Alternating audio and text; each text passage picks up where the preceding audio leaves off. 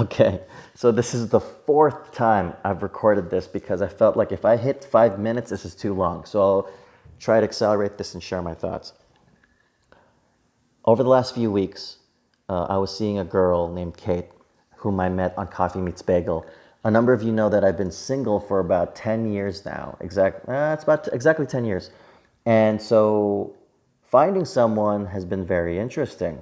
In Los Angeles, dating apps never really worked for me. I never really got any successes through that. In Las Vegas, I figured, I have time in between my work. Let's see what happens. Especially with some of my peers that have become successful in the dating scene out here.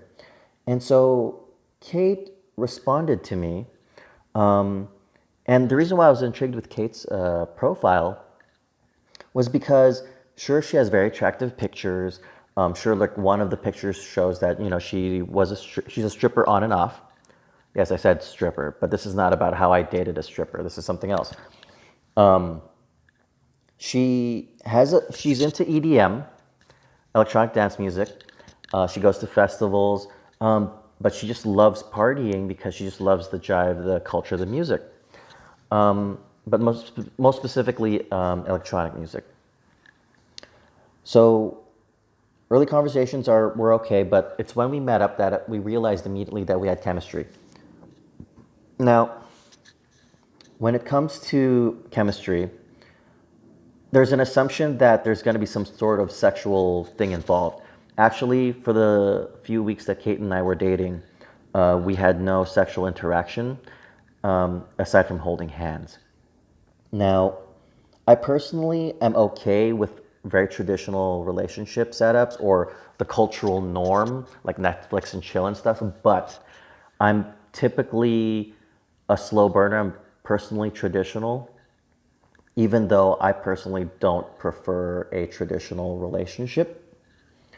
Doesn't mean I can't do a traditional relationship, it's just not something that intrigues me. And so when Kate shared that she doesn't really like aggressive men or that she doesn't want men to make the first move, she's expressed that she's challenged because, let's say, even if she gets a matchmaker, guys stereotypically will be aggressive.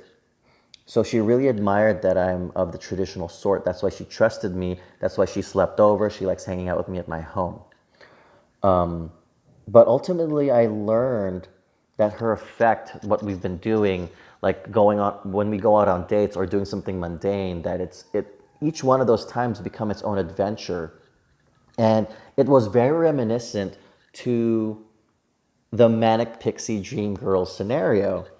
And one of the first times you'll ever see it is Elizabethtown with Kirsten Dunst as the Manic Pixie Dream Girl, Natalie Portman as who is the Manic Pixie Dream Girl of Garden State, and Zooey Deschanel, who is Summer in 500 Days of Summer. So these girls share those traits where they're a force of nature. And the male protagonists, even though they're the lens that you see things from, they evolve to become more cultured, aware, or more open to things by the end of the movie. And I'd say that I went through a similar setup. And so Kate's effect on me was very interesting. And I didn't realize that she was a Manic Pixie Dream Girl, despite her dressing in a very eccentric way at times. It hit me, and of course, it didn't occur to me until after she left. She's going to Denver next week for an undetermined amount of time. So I knew that I probably won't see her again, but she did say to keep in touch through text, sending pictures. She's going to do the same, whichever the case is. But that's the way they tend to be. They have their own story, their own life that they live, and the male's effect would have little impact on that. It's just up to me or up to the person to go along for that ride. And what was amazing, what I really appreciated about Kate, aside from our conversation and just intimate, space being around each other, that chemistry, is the fact that there would be times where she would leave little notes around my home because she's also an artist, and she also gave me a lighter that she helped create and design.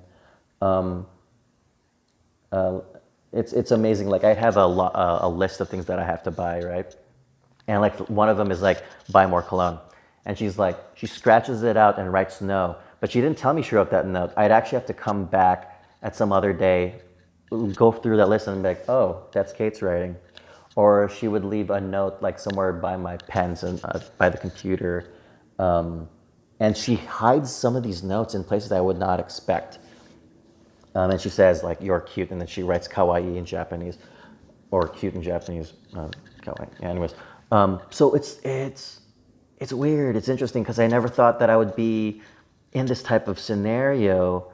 Like I've always been fascinated. Like some people know that 500 Days of Summer was my favorite movie for its character study and the type of relationship that they had.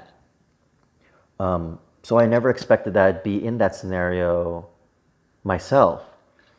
But I'm grateful. I'm happy that I went through it. Kate, for the most part, embodied a lot of the ideals that I've had in regards to the type of person that I wanted to be bonded or spend time with. And Kate knows that. Either way, it was good. It was interesting. It's different, but I'm still single, and we'll see where the rest of the year takes me if things like this are happening. So for further stories and things that I'd share with you guys, and I'm still over 5 minutes either way. For Hourglass, this is JB, and I'll catch you guys later.